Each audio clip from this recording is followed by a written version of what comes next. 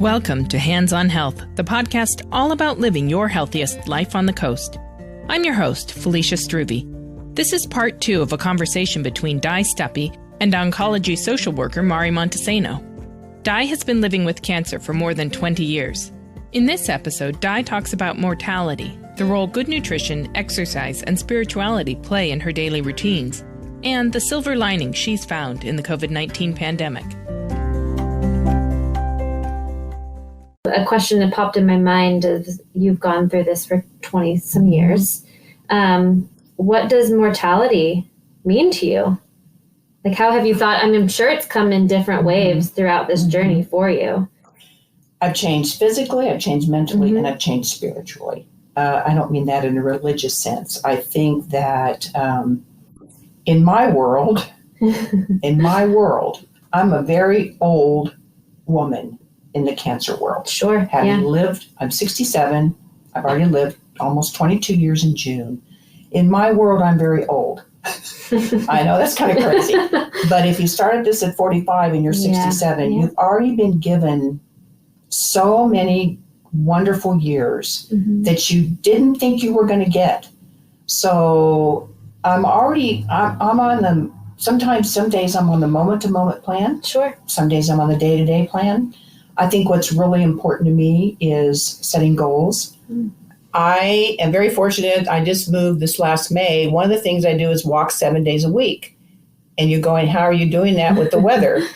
I have an underground garage in my complex I live in, and I take 5 laps religiously every day, 7 days a week, walk for about 20 minutes briskly. That's been a huge help. I also am very good about my eating. Every day I make a commitment. I need good nutrition. I need good nutrients and good nutrition. There's a commitment every day when I get up to do that. I'm very disciplined. I'm a very disciplined person. I try to also, I don't mean this in a religious sense, I have a Bible study class that's very important to me. And I have many dear friends out of that Bible study group. It's a unique Bible study group.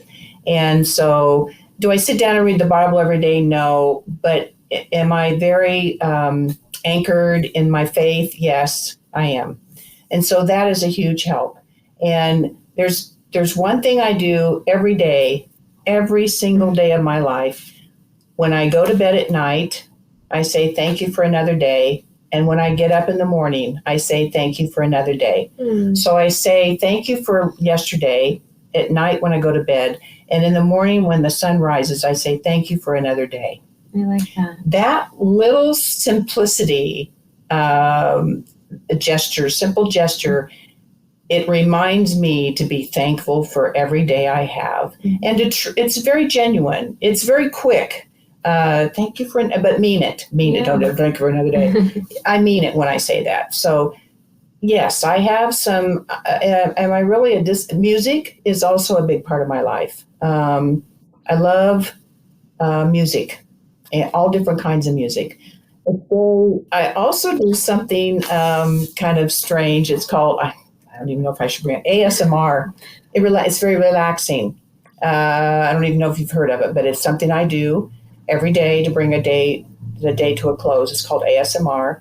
And it is a physiological response to certain sounds. Like some people love babbling brooks.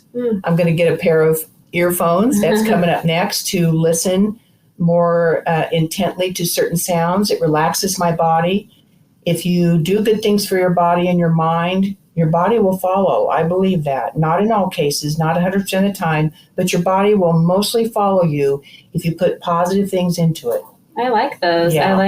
And I think, movement is great. And then I love it goes along with your attitude of gratitude. Yeah. That in the morning and at night. I love that. Yeah. And I'm disciplined. It isn't always easy. I wasn't always disciplined. I'm a very self-disciplined person. And I think I'm disciplined about my health. I'm disciplined about my attitude. But I still have a good time in life. I love life. And when I get together with friends, we enjoy life. So it's not that I'm sitting home and going, oh, I have to be so regimented. I enjoy life. And I think when the staff sees me come in, they see it. I hope that I genuinely exude joy because I feel joy about my life. I don't have any regrets about this journey. It's made me the person I am today, and that's a good thing. But I am joyful. I am a joyful person, sincerely a joyful person, and a great sense of humor. Kind of wicked sometimes. I have a good sense of humor. So, but my spiritual self, there has to be something bigger than me going through this. I can't just rely upon my humanness to get through it. I've always believed there was something greater than me. I tell people I don't care if it's this, cart right here. Believe in something bigger than yourself, stronger than yourself to help you through. And so my mortality, sure, it's something that's in back of me. I don't put it in front of me. I put it in back of me, and I'm always trying to run. But there'll be a time that I accept my mortality. And I will have no regrets when the time comes. And I'll say, I gave it everything I had, and I've lived a very blessed and rich life with friends and family and the docs. I have a huge family, and there's different roles that all that family plays in, from my biological family to my medical family to my friends. So sure, do I want to think about dying at 67? But, I'm young. But at the same time, I've had many, many years that many people have not gotten. Yeah. And in that, you have to kind of put things in perspective a little bit. And so grateful, absolutely. Old woman in this journey, absolutely. Well, attitude of gratitude. Yes. I love every that. Day, every day. Yeah. And I think it's great to highlight also the knowledge and, really being a part of the team. I mean, we want our patients to be making, we provide the recommendations. They're the captain. We always say, you're the captain of the ship. We're helping you drive it, And so I think it's great to speak on that and how important it was for you. I do want to speak on that because number one, this is going to sound a little odd, and I want people to hear this really loud and clear. Again, there's a balance. I interviewed all my docs, particularly the oncologists, before I accepted them treating me. And I don't even know if you know this. Dr. Desai is my doctor right now. I actually met with her before I handed myself over to her. I said, this is who I am. These are my expectations. Who are you? What are your expectations? And so there was this back and forth. And I tried to tell her that I wasn't an average patient in that I'd been on this journey so long. Yeah. And I said, I will listen, and I will most of the time, 98.7% of the time, do what you're asking me to do. And if I question, it's not taking away from your expertise. I'm not challenging you. It's, I want to partner with you on this. All of my docs have been partners, and I'll do my partner, and you do your part. But I think that's been a real key to the success too, because every single oncologist, I was with one oncologist for 18 years. Wow. That's a long time to be with the same person. And I told him it was like a marriage outside work. I said, because we shared everything about, okay. And he was very truthful with me. And I just said, these are my expectations. Be truthful with me. And I came in with questions. I still come in. Sometimes I'll pass an article on to the doctor and say, what about this? And I'm constantly researching, because when you've been on this journey this long, that sometimes the options of treatment become narrower, because I've been on so many different treatments, and they've been successful. But then, like anything, there's this peak and valley thing going on.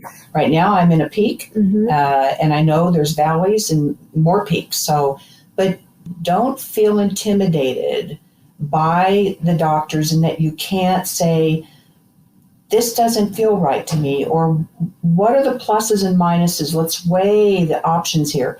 The doctors in the end will appreciate, and you know what happens when you do that?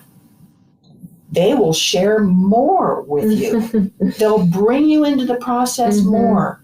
If you stand back and say, you can do anything to me that you want to, I'll just do what you, the doctors go, okay, the doctors are going to respond to that. They're also going to respond to the patient that actively participates in their treatment. Yeah. And that, I'm adamant about that with the doctors.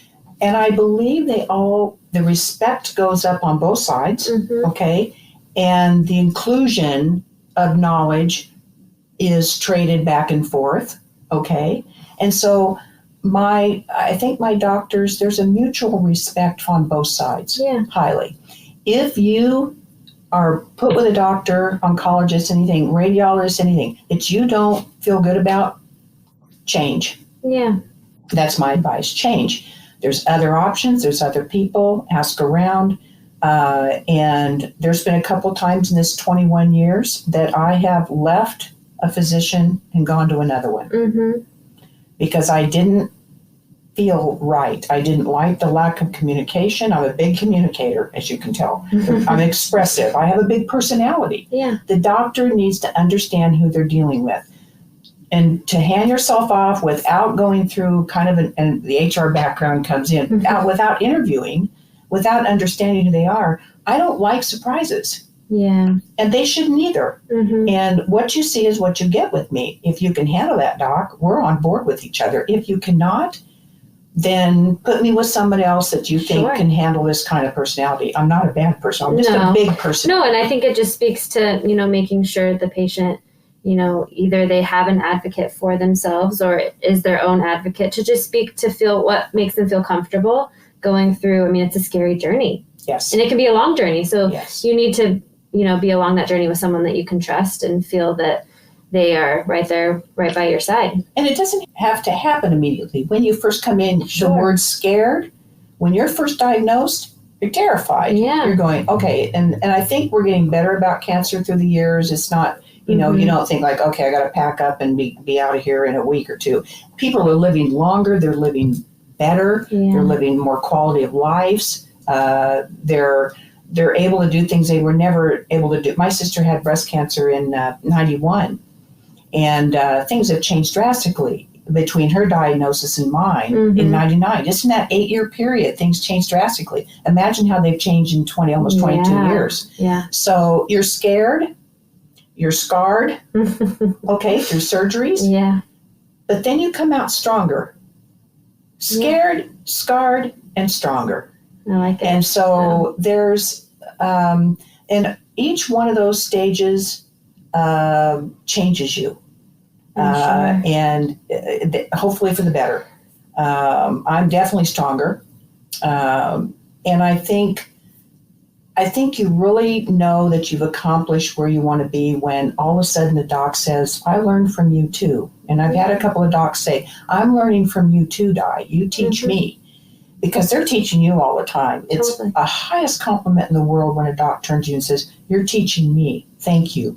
You're giving me knowledge. Thank you. Yeah. Because it makes them a better doc. Of course, yeah. Which in turn makes them better for their patients. So, I don't know much about medical school, what they teach them in medical school. I think the team here is superb. And I'm not that nobody cued me to say it. I think they're an excellent team. I feel like we're getting excellent care here. Good. I'm glad. Yeah.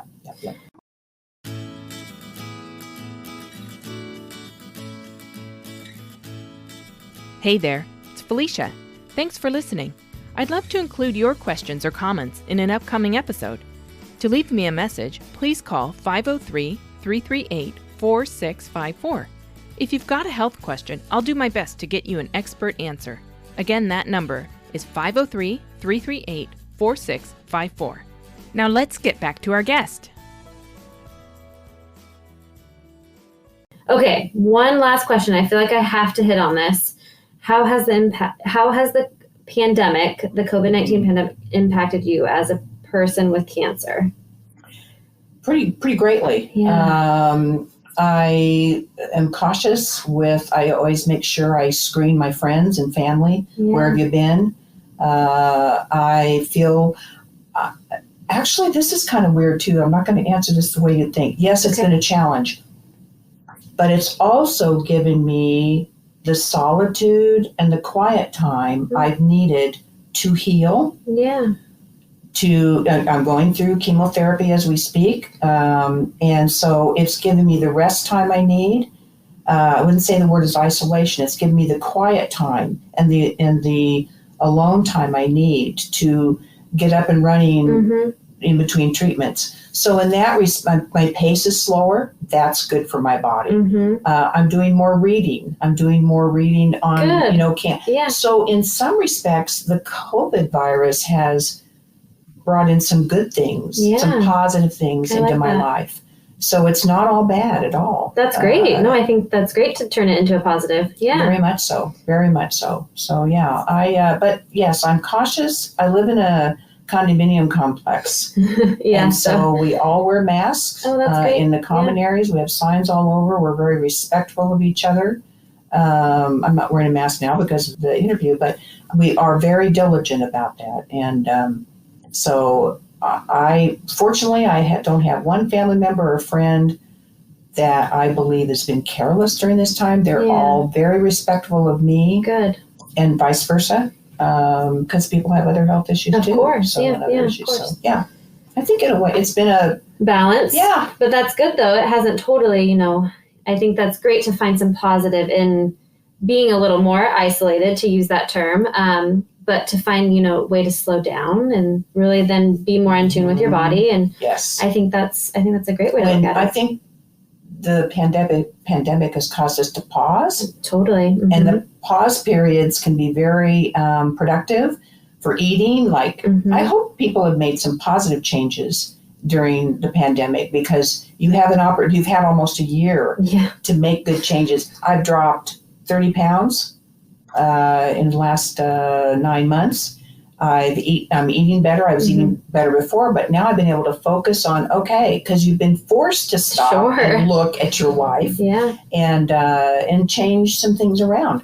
So I think the docs overall are happy. They see that I'm working really hard. And there's no guarantees in any of this, but I think a lot of this stuff is working.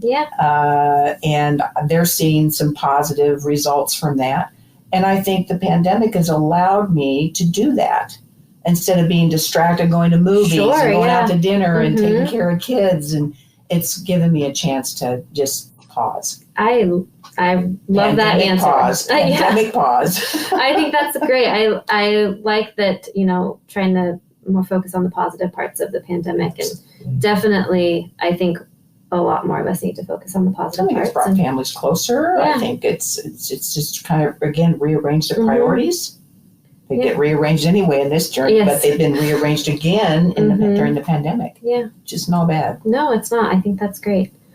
Well, those are all my questions, and I think we touched on a lot. That was really great, and I really appreciate you coming on and you're welcome, telling us about your long journey and your continued journey through this and through with our team here. And thank you so much. Thank you very much. It was a pleasure.